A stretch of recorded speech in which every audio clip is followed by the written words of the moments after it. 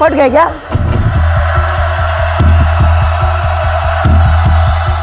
क्या हुआ?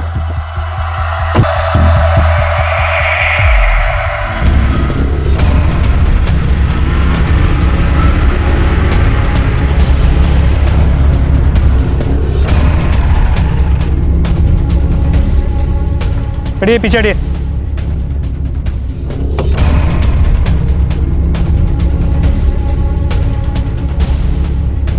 सर, गोली पीछे से चलाई गई है, काफी करीब से, पॉइंट ब्लैंक रेंज।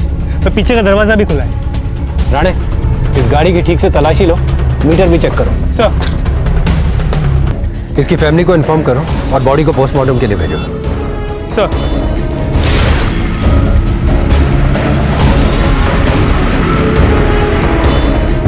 हमें इसकी बॉडी मिली। नहीं साहब, काही गैरसमज आली तुमची। मेरा बेटा मर नहीं सकता साहब, मेरा बेटा मर नहीं सकता।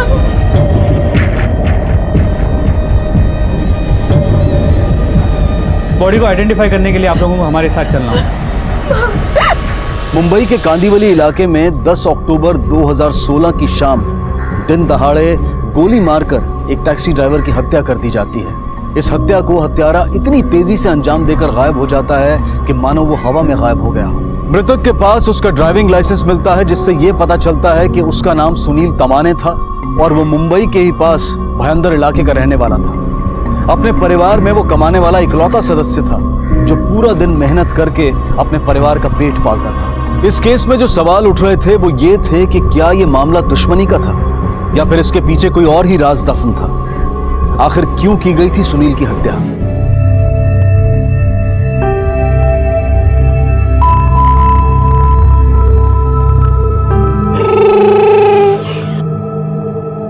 अरे आज आपने इतनी देर कैसे लगा दी? अच्छा आप हाथ मुंह धो लीजिए, मैं खाना लगाती हूँ, ठीक है? वो भी ना।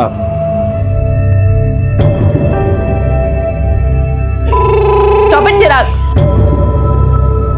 दिखाई नहीं दे रहा मैं फोन पे बात कर रही हूँ?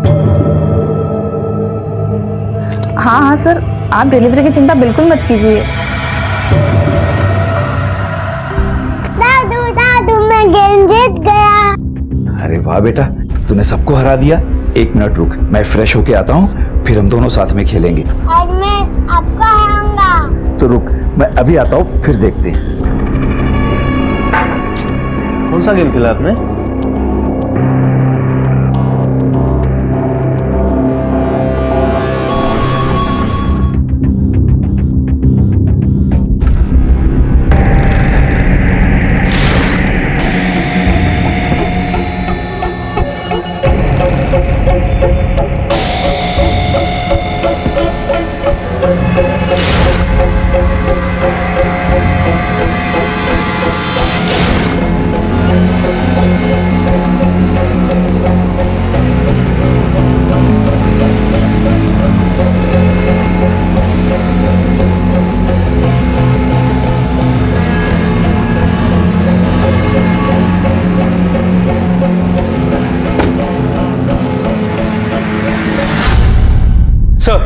सुनील की फैमिली ने बॉडी को आइडेंटिफाई कर लिया है और पोस्टमार्टम रिपोर्ट आ चुकी। कंफर्म पीछे से पॉइंट ब्लैंक रेंज से शूट किया। राणे, उसके टैक्सी का मीटर ऑन था और उसके फैमिली के हिसाब से उसका रूट दहीसर से शुरू होता है। सर, जब हम वहां पहुंचे तो मीटर पे बने थे 114 रुपए। मतलब जब खूनी खून करके गया होगा तब मीटर पे करीबन 80 रुपए बने होंगे, और ये तब बनता है जब डिस्टेंस 5 से 6 किलोमीटर का हो। इसका मतलब उसने जोगेश्वरी या अंधेरी ईस्ट से किसी को बिठाया होगा। राणे, ये तो हमें क्लियर है कि जिसने भी विक्टिम पे गोली चलाई वो पैसेंजर सीट पर बैठा था और उसने पीछे से गोली चलाई। लेकिन सवाल ये उठता है कि कोई भी पैसेंजर किसी टैक्सी वाले पे गोली क्यों चलाएगा? सर, हो सकता है पुरानी दुश्मनी का केस हो। पॉसिबिलिटी है। बुलेट को बैलिस्टिक के लिए भेजो और उसके फैमिली, दोस्तों और बाकी के सारे नजदीकी लोगों के बारे में पता लगाओ। सर। हाँ साहब, सुनील कभी कभी यहाँ आता था लेकिन कल वो यहाँ नहीं आया था। साहब वो आया तो था और यहाँ से एक सवारी को लेकर भी गया। कुछ सवारी की शक्ल याद है? नहीं साहब, वो तो याद नहीं है। तुझे? साहब गौर से तो नहीं देखा, लेकिन साहब वो थोड़ा गंजा था, शायद उसकी मूंछ भी थी और थोड़ा बूढ़ा सा था। क्या उड़ाया बेटा तूने इसको? अब इसको मार, इसको। ये चिराग, खेलते रहना है कि होमवर्क भी करना है? अरे बेटा खेलने दे इसे, होमवर्क फिर कर लेगा। पापा आप ही ने बिगाड़ के रखा है इसे। पापा आप ही ने इसे बिगाड़ कर रखा। चिराग बहुत मार खाओगे। कोई बात नहीं बेटा, मुझे कब चाय मिलेगी? पापा कुछ इम्पोर्टेंट कॉल्स करने हैं, फिर बना के लाती हूँ। ठीक है बेटा। चलो खेलेंगे अब फिर से।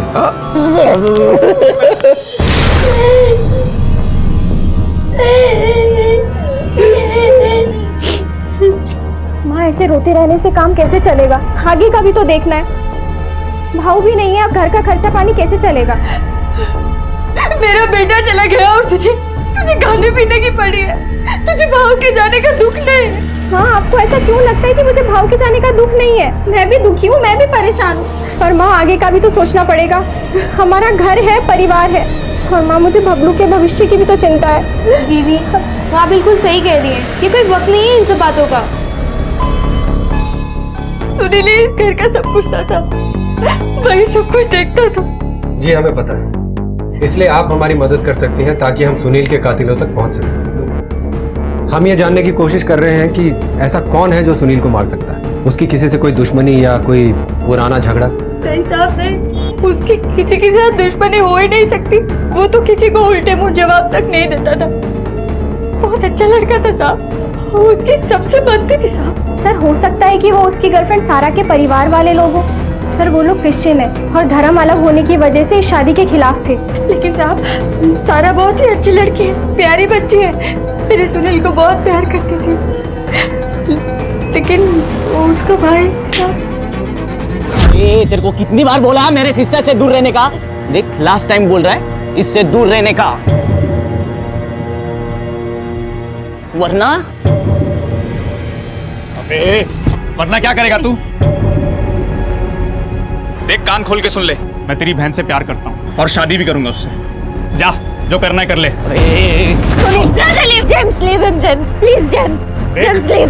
मैं अब तक ना दोस्ती की वजह से चुप था, लेकिन अब तू चुपचाप यहाँ से नहीं गया ना तो देख मैं क्या करूंगा। अबे चल बे, तू इसके वास्ते उड़ रहा है ना क्योंकि ये तेरा एरिया है। छोड़ेगा नहीं, मैं तेरे को देख लेंगा। चले सारा चल। हाँ सर, सुनील और जेम्स के झगड़े होते रहते थे, लेकिन वो पहले बहुत अच्छे दोस्त थे। सुनील जेम्स के गैरेज में ही अपनी गाड़ी रिपेयर करवाता था। मैं भी सुनील से वही मिली थी। अभी मेरा हाथ लग गया ना, देख कैसे मस्के माफक चलती है कि नहीं। लेकिन सेठ को बोल जेम्स टिप मांग रहा था। अरे किस चिंदी चोर का नाम ले लिया तूने? बता उसको, मैं हूं ना, मैं दूंगा तेरे को पार्टी। अबे एड़ा हो गया क्या पागल? तेरे वास्ते तो फोकट में भी करके देगा। अच्छा कहाँ से तू अपना लेकिन कब तक ऐसी दूसरे की गाड़ी चलाएगा? ले डाल खुद की एक गाड़ी नहीं। यार दुआ कर भगवान से, जल्दी ले लूंगा। भैया माँ ने खाना भेजा है, रख दो, बाद में खा लूंगा। है?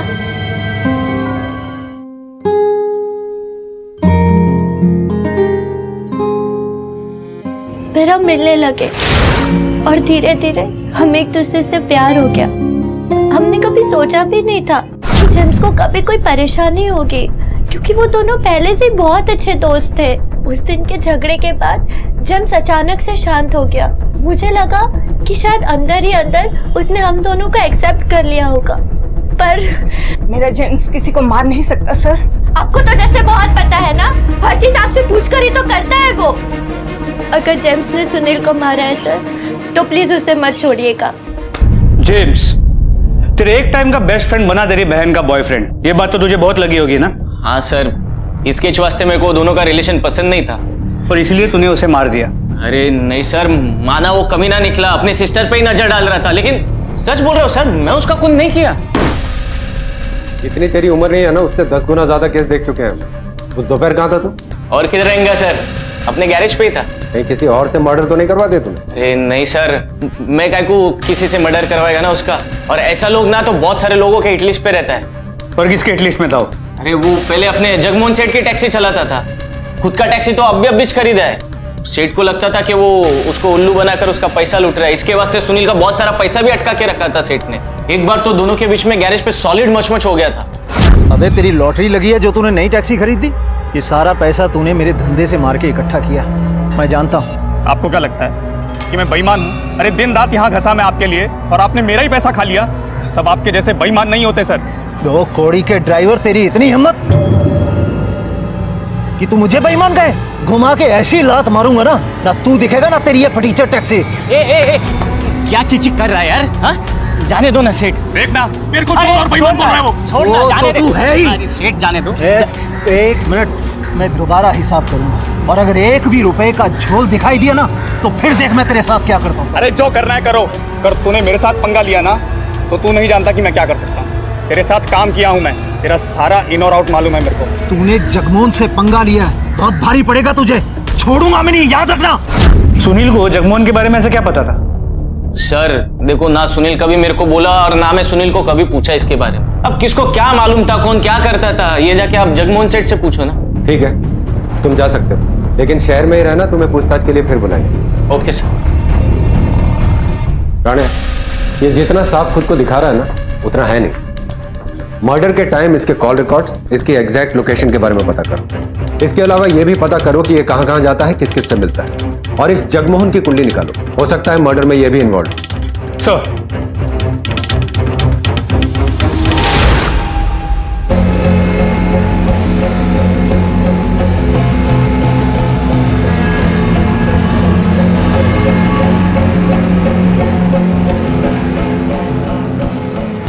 थांब कुठे चाललास? काय झालं काय? इकडे पिस्तौल इकडे। ओम शुनाय मुंबई की सड़कों पर अपने हाथ में एक बंदूक और कपड़ों पर खून के धब्बे लिए घूम रहे थे। उनके हुलिये को देखकर साफ पता चल रहा था कि कोई बड़ा हादसा हो चुका है। आखिरी बार ये बंदूक उनके पोते चिराग के हाथ में थी, जो अपने घर में इस खतरनाक हथियार से खेल रहा था। वहीं दूसरी तरफ सुनील के केस में पुलिस को एक लीड मिली थी, जिसमें पता चला था कि सुनील की टैक्सी में कोई अधेड़ उम्र का आदमी बैठा था, लेकिन इस आदमी के बारे में पुलिस को ज्यादा जानकारी नहीं थी। आखिर सुनील की टैक्सी में बैठने वाला वो शख्स कौन था और क्या उसी ने सुनील की हत्या की? सर, ये गन इनके पास से मिली है, ये देखिए।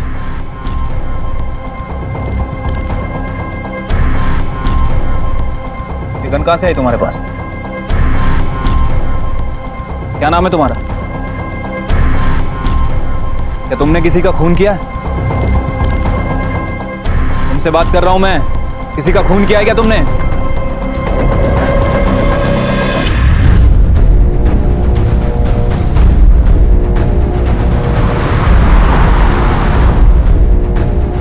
सर, मैंने उस आदमी से पूछताछ की लेकिन अभी तक उसने एक भी शब्द नहीं बोला। सर, उसके पास जो रिवॉल्वर मिली वो देसी रिवॉल्वर है। मैंने उसकी शर्ट और वो रिवॉल्वर दोनों ही फॉरेंसिक के लिए भेज दी। सबसे पहले हमें यह पता लगाना है कि ये आदमी है कौन और ये गन इसके पास आई कहां। इसकी फोटो चारों तरफ सर्कुलेट करो। हो सकता है ये गन किसी ने खून करके कहीं फेंकी और इसने उठा ली हो, या ये भी हो सकता है कि ये गन इसी की है और इसने किसी का खून किया है। आसपास पता करो, कोई बॉडी मिलती है क्या? Right sir.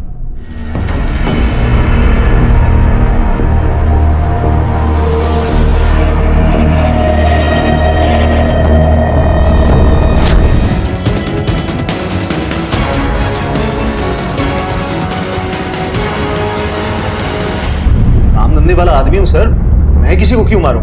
रास्ते पे मार पिटाई करता है और खुद को काम धंधे वाला कहता है। यही तेरा काम धंधा है? अब 1-2 के लिए मैं किसी को क्यों मारूंगा सर? 50 टैक्सियां चलती हैं मेरी रोड पे, रोज 4-5 ड्राइवर से मेरा झगड़ा होता है। अब इसका मतलब ये तो नहीं कि मैं उनका मर्डर कर दूंगा। अब ड्राइवर जाति ऐसी है सर। सुनील को ही लो, नई टैक्सी डालने के चक्कर में उसने मेरे धंधे में झोल किया। गुस्सा आया सर, लेकिन मैं भूल गया। धंधा करना है सर तो ऊंच नीच तो चलेगा ही ना। ठीक है, अभी तुम जाओ, लेकिन तुम्हें फिर से बुलाएंगे। सर, पक्का है मैटर सिर्फ पैसों का नहीं, कुछ और पर्सनल है जो ये छुपा रहा है। सुनील की फैमिली से बात करो, शायद उन्हें से कुछ पता चले। और सुनील और जगमोहन के फोन और बैंक डिटेल्स निकालो। सर,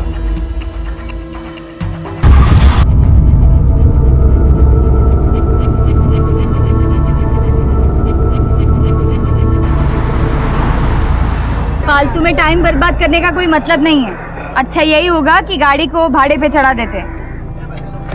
आई, तो फालतू की बातें क्यों कर रही है? अगर ये टैक्सी भाड़े पर दे दी ना तो ड्राइवर ही सारा पैसा खा जाएगा। और वैसे भी आई, अभी टैक्सी लेगा भी कौन? इसमें खून जो हुआ है। अरे खून हुआ है तो क्या हुआ? इस गाड़ी का कुछ ना कुछ करना तो पड़ेगा ना, कैसे चलेगा? आई तू समझ नहीं रही है। सुनील और उसका पुराना बॉस जगमोहन, इन दोनों के बीच झगड़ा था, क्या आप लोगों को पता है? जगमोहन का कहना है कि सुनील ने हिसाब में धांधली की थी। नहीं साहब, वो झूठ बोल रहा है। बात ये थी कि सुनील उसकी नौकरी छोड़ने वाला था और वो आगे बढ़ रहा था, वो उसे पसंद नहीं था। तो पैसे के अलावा और कोई बात है जो उन दोनों के बीच दुश्मनी की वजह बन सकती है? भाव ने कभी कुछ साफ साफ तो नहीं बताया। हाँ, पर मुझे इतना जरूर मालूम है कि भाव को जगमोहन का कुछ काम करना पड़ता था। भाव को वो बिल्कुल पसंद नहीं था और जगमोहन नहीं चाहता था कि भाव उसकी नौकरी छोड़े। मैं आपका कोई पर्सनल काम नहीं कर सकता। मैं किसी से कुछ नहीं कहूंगा, आप बस प्लीज मुझे जाने दो सर। अगर आपने मुझे नहीं जाने दिया ना तो फिर देखना मैं क्या करता हूँ। अच्छा सर, मैं आपको कॉल करता हूँ। क्या हुआ भाव, कौन था? अरे कुछ नहीं, वो मेरा सर था। क्या हुआ, तुम यहाँ ऐसे? हाँ, वो मैं कहती वो कांदा खत्म हो गया है। अच्छा ठीक है, मैं लाता हूँ। ये जगमोहन जितना जमीन के ऊपर है उससे कहीं ज्यादा जमीन के नीचे है। राणे, पता करो कि सुनील के मर्डर में कहीं इसी का हाथ तो नहीं। हो सकता है ये मर्डर उसने खुद ना किया, किसी को सुपारी देके करवाया। सर, ये बैलेंस रिपोर्ट। ठीक है। पिस्तौल देसी है, इसका मतलब इसे यहीं कहीं आसपास के इलाके में खरीदा बेचा गया हो। अपने खबरी नेटवर्क को अलर्ट कर दो।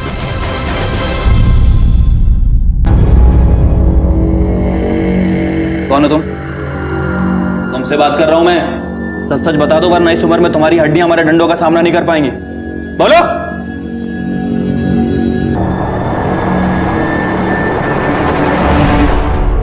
कामले, किसी साइकियाट्रिस्ट को बुलाओ, वो हमें पता करके बताएगा कि ये आदमी सचमुच में सदमे में है या नाटक कर रहा है। Right sir.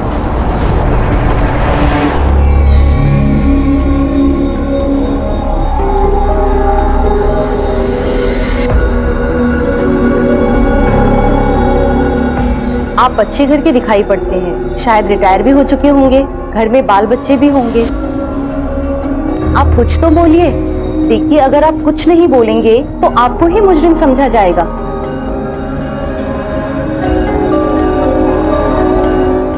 शायद इन्होंने ऐसा कुछ किया या देखा है जिसकी वजह से डीप ट्रॉमा में चले गए हैं। डॉक्टर साहब, क्या ऐसा हो सकता है कि ये शख्स हमसे बचने के लिए सिर्फ नाटक कर रहा है? मेरे ख्याल से ये एक जेन्युइन केस है, लेकिन अगर ये इंसान किसी तरीके का झूठ बोल रहा है या शौक में नहीं भी है तो उसे पता करना काफी मुश्किल है। ठीक है डॉक्टर, आप अपने तरीके से पता लगाने की कोशिश कीजिए, हम अपने तरीके से पता करते हैं। दोनों में से किसी का तरीका तो काम आएगा।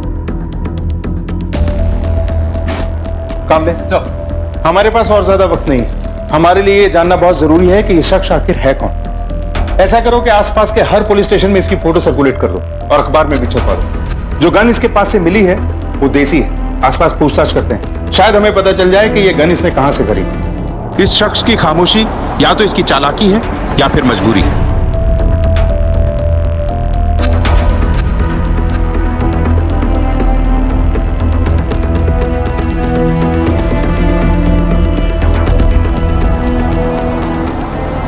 ठीक है, उसके डिटेल्स मुझे भेज दो। ओके। जगमोहन के कॉल रिकॉर्ड्स और बैंक डिटेल्स आने में थोड़ा टाइम, लेकिन जेम्स के बारे में एक इन्फॉर्मेशन है। सुनील के मर्डर के कुछ दिन पहले से जेम्स पिंटो नाम के एक आदमी के रेगुलर टच में था। पिंटो को जेल हुई थी अटेम्प्ट टू मर्डर के केस में। उठा के लाओ उस पिंटो को। थोड़ी देर खातिरदारी करेंगे तो खुद मुंह खोलेगा। मुंबई पुलिस ने विस्तार से उस आदमी के बारे में छानबीन शुरू कर दी थी कि आखिरकार ये आदमी कौन था, कहां से आया था, मुंबई का ही था या फिर कहीं बाहर से आया था। पुलिस इन सारे पहलुओं को ध्यान में रखते हुए पूरे जोर शोर से छानबीन।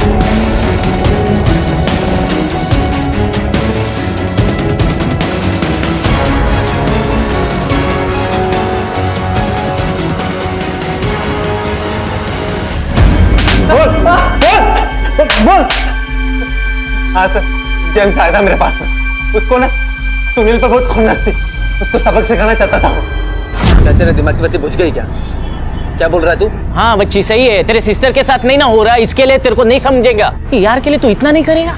कुछ भी करके उसको मारने का इच्छा है। अरे तू टेंशन मत लेना, मैं है ना, मैं अपने फ्रेंड को बुलाया है। कितना पैसा मांगता है बोल, मैं तेरे को देंगे। मुझे पुलिस वाला का डंडा वापस नहीं खाने का, मुझे माफ कर दे और किसी और को पकड़ ले। अरे पिंटो सुनना प्लीज।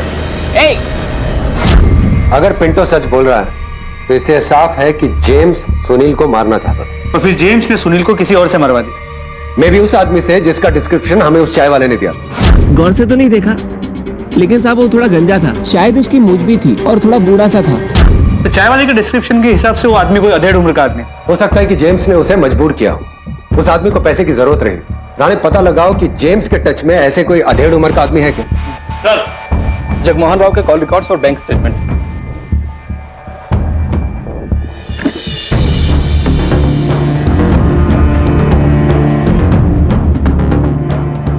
सर, इसके हिसाब से जगमोहन अपनी टैक्सी किसी और काम के लिए भी इस्तेमाल करता था। अरेस्ट करो जगमोहन, ये 100% कुछ छिपा रहा। सर,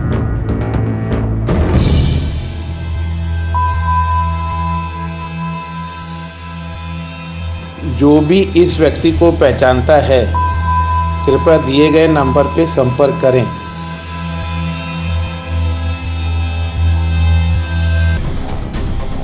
सर, जगमोहन को बहुत तोड़ा, लेकिन वो कबूल नहीं कर रहा है कि खून उसी ने किया है। उसकी धुलाई तब तक जारी रखो जब तक सच कबूल ना कर ले। सर, मोबाइल लोकेशन के हिसाब से जगमोहन मर्डर स्पॉट पे नहीं था। हो सकता है कि ये मर्डर उसने खुद ना किया हो, किसी और से करवाया। मुझे जगमोहन से रिलेटेड हर उस आदमी की डिटेल चाहिए जो उस चाय वाले के डिस्क्रिप्शन से मैच करे। सर,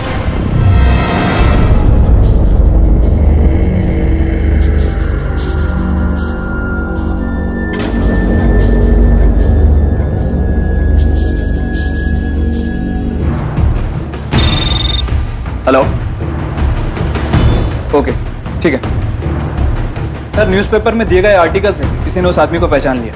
लगभग 4 दिन तक ओम शिनॉय की चुप्पी के बाद पुलिस उसके घर थाने तक पहुंच पाई, जो कि पवई से तकरीबन 15 किलोमीटर दूर था और जहां से ओम को रिवॉल्वर के साथ अरेस्ट किया गया था।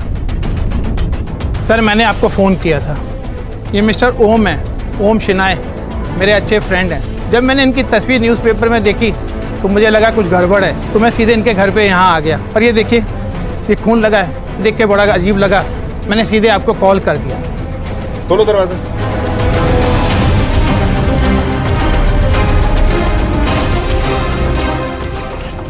सामने दरवाजा तोड़ो।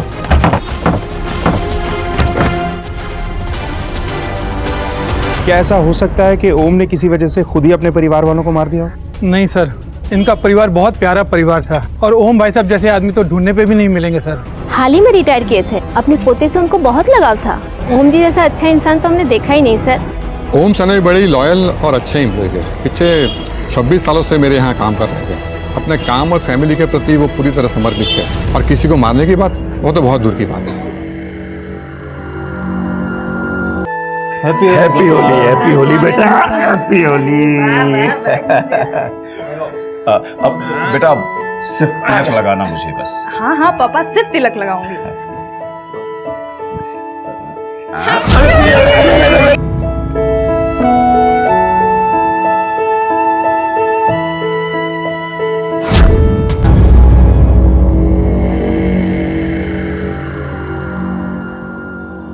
सर, पोस्टमार्टम रिपोर्ट के हिसाब से जिस सुबह हमें ओम मिला, तीनों ही मर्डर्स उसी रात में हुए, तकरीबन 9 बजे से 11 बजे के बीच में। और सर, अगली सुबह तकरीबन 4 बजे के आसपास ओम हमें बंदूक के साथ खून से सनी हुई शर्ट में मिलता है। तो क्या सर ओम अपने घर पे ही था?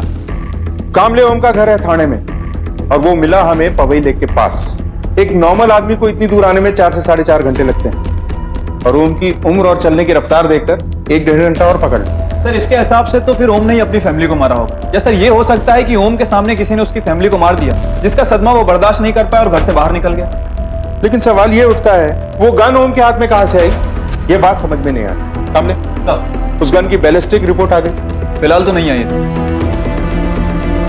जिस वक्त ओम हमें मिला तो गन में एक भी बुलेट नहीं थी। एक बार ये पता चल जाए कि वो गन और बुलेट ओम ने ही खरीदी थी तो पिक्चर एकदम क्लियर हो जाएगी। सर, ऐसा भी तो हो सकता है कि अगर ओम ने अपनी फैमिली को ना मार के किसी किलर ने मारा होगा, तो फिर उसने बच्चे को क्यों छोड़ा? और अगर सर ओम ने ही अपनी फैमिली को मारा है, तो फिर इस तरह वो बच्चे को लाशों के बीच अकेला छोड़कर कैसे गए? कामले, सवाल ये भी है, क्या सचमुच ओम ने ही अपनी फैमिली को मारा है या फिर वो किसी और को बचाने की कोशिश कर रहा है? सारे सवालों का जवाब वो बच्चा चिराग दे सकता है।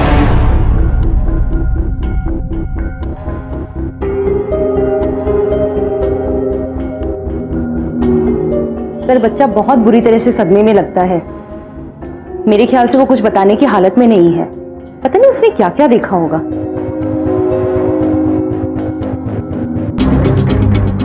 हमारे हिसाब से ये सारे खून ओम ने ही किए हैं, या फिर वो कातिल को बचाने में लगा हुआ है। अगर हम सिर्फ इतना करें कि इस चिराग के सामने ओम को लेकर आए और देखें कि चिराग कैसे रिएक्ट करता है, मतलब अगर ओम को देखकर चिराग डर जाता है तो इसका मतलब है कि ये खून ओम ने ही किए हैं, और अगर खुश हो जाता है तो इसका मतलब है कि कातिल हमारी पहुंच से दूर है।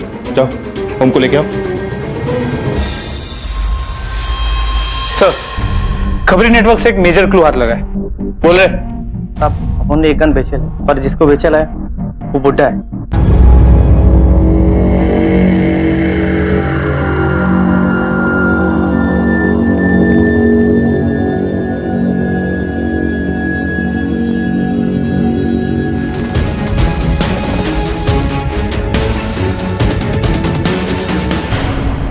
चिराग, देखो बेटा कौन आया है।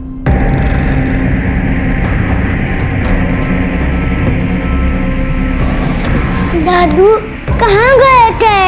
चिराग, चिराग, दादू आप कहाँ गए थे? दादू कहाँ गए थे? चिराग।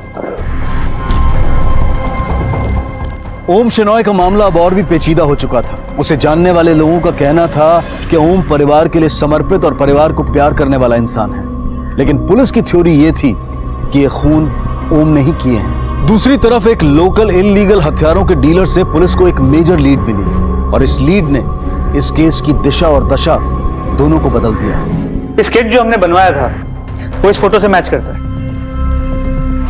ये फोटो हमें पवे पुलिस स्टेशन से मिली है। बैठिए। सबसे पहले इसने जरूर सुनील को मारा और उसके बाद अगले ही दिन अपने पूरे परिवार को खत्म कर दिया। पर हमारे पास दो सस्पेक्ट्स और इन दोनों में से किसी एक ने ही ओम को मजबूर किया होगा या धमकाया होगा सुनील को मारने की। लेकिन पहले हमें यह पता लगाना होगा इस ओम का सुनील और इन दोनों सस्पेक्ट से क्या कनेक्शन है। You're right.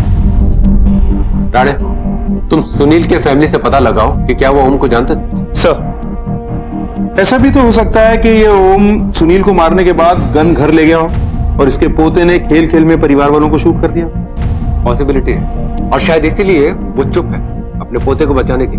ठीक है, आप लोग सुनील की साइड पता कीजिए। अपने पोते को देख के ये रिएक्ट करने लगा है, शायद कुछ बोल भी थे। उस टैक्सी ड्राइवर सुनील को क्यों मारा तुमने? क्या दुश्मनी थी उसके साथ? अपनी फैमिली को भी तूने ही मारा या किसी को बचाने की कोशिश करा? क्या नाटक चालू है? अपने पोते के सामने तो बड़ी आवाज नहीं कर रही थी तेरी।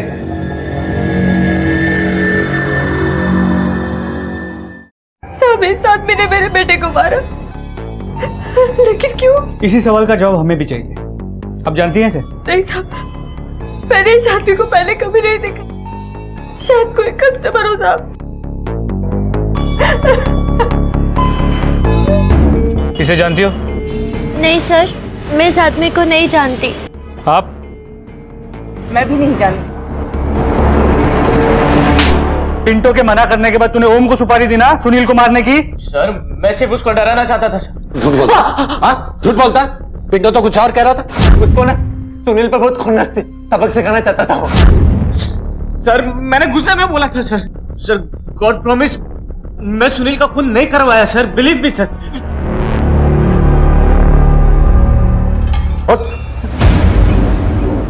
सच में साहब, मैं इसे नहीं जानता। आप लोगों ने मुझसे अगला पिछला इतिहास और भूगोल सब पूछ लिया था। मैंने तो इसे कभी देखा भी नहीं सर।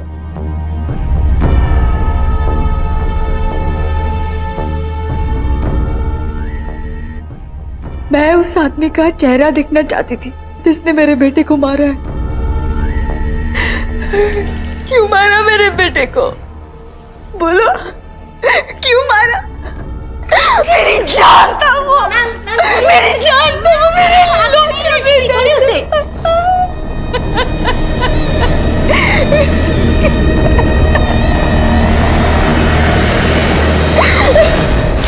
सुनील की तरफ से ओम को कोई नहीं जानता। हमने भी ओम पे सारे हथकंडे अपना के देख लिए, कोई फायदा नहीं। मेरे ख्याल से ओम की साफ सुथरी और कॉमन मैन मिडिल क्लास वाली छवि को देखते हुए हमें उसके साथ साइकोलॉजिकली खेलना चाहिए। एक डॉक्टर ने कोशिश की थी, उससे भी कोई फायदा नहीं। समझ में नहीं आ रहा कि क्या किया जाए। मेरे पास एक प्लान। ओम ने इस केस में अब तक अपना मुंह नहीं खोला था, जिसकी वजह से पुलिस को काफी मुश्किलों का सामना करना पड़ रहा था। लेकिन सच को सामने लाने के लिए यह बेहद जरूरी था कि ओम अपनी चुप्पी तोड़े। पुलिस को अब तक यह समझ में नहीं आ रहा था कि अगर ओम ने ही सुनील को भी मारा है तो उसने ऐसा क्यों किया। आखिर सुनील और ओम के बीच में क्या कनेक्शन था? क्या ओम ने अपने परिवार को भी जान से मारा था? या फिर वो अपनी चुप्पी का सहारा लेकर किसी और का गुनाह छुपा रहा था।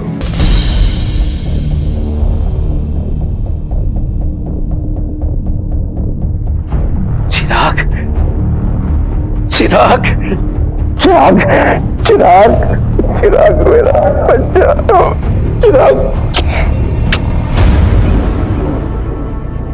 दादू, I hate you. नहीं बेटा, मैं दादू हूं ना तुम्हारा। तू मेरा अच्छा बेटा है ना। I hate you, Dadu, I hate you.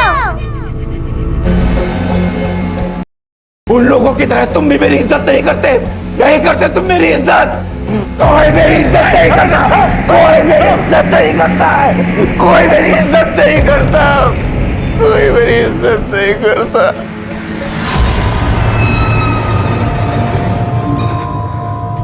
सब मुझसे प्यार करते थे, मेरा अपना परिवार भी। ये मेरे पापा हैं और इनका लाडला तो शुरू से मैं हूँ।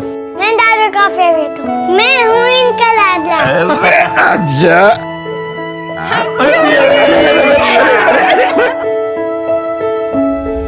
लेकिन जो लोग मुझसे मेरा अस्तित्व छीनेंगे, मैं उनसे उनका आने वाला भविष्य छीन लूंगा। उसके बाद मैंने गन खरीदी, पर मैं श्योर नहीं था कि मैं ये काम कर पाऊंगा या नहीं। गन खरीदने के बाद घर जाने के लिए मैंने सुनील की टैक्सी हायर की। अरे क्या हुआ अंकल, काफी परेशान लग रहे हो आप। तबीयत तो ठीक है ना आपकी? नहीं, ठीक है सब। तुमसे जो कहा है बस उतना करो, ड्राइविंग के ऊपर ध्यान दो।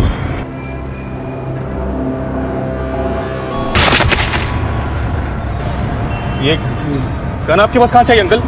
क्या करने जा रहे हैं आप? कुछ नहीं, तुमसे जहां ड्रॉप करने के लिए कहा गया है वहां मुझे ड्रॉप। अरे अंकल, अपने को इस लपड़े में नहीं पड़ना है। एक तो आप गाड़ी में गन लेके चढ़ गए हैं मेरी। आपको पुलिस स्टेशन जाना होगा मेरे साथ। नहीं, मुझे जहां ड्रॉप करना है वहां लेकर चलो। अरे अंकल, आप क्या करें? गन नीचे करो अंकल, गाड़ी चला रहा हूँ, दिख नहीं रहा आपको? नहीं नहीं, जो कहा है पहले वो करो, ड्रॉप करो मुझे।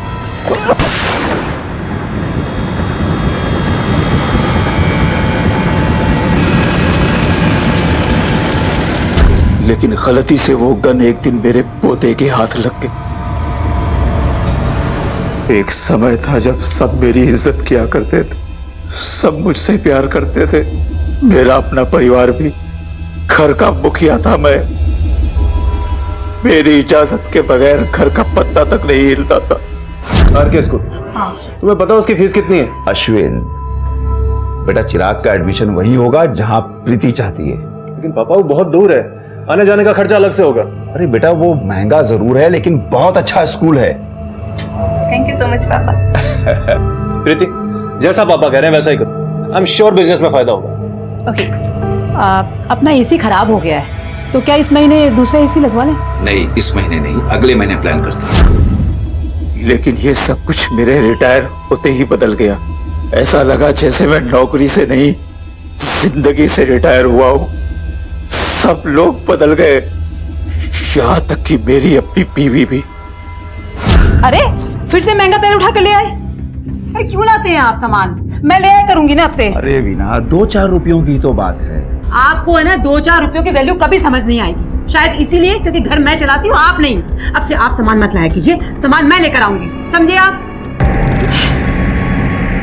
मुझे तो लगता है तुम्हें डील कर लेनी चाहिए। बस पेमेंट के बारे में एक बार फिर से कंफर्म कर लो। नहीं बेटा, मेरे ख्याल से तुम्हें ये डील नहीं करनी चाहिए। एक्चुअली क्या है कि पापा आप रहने दीजिए, ये आपके जमाने की डील नहीं है।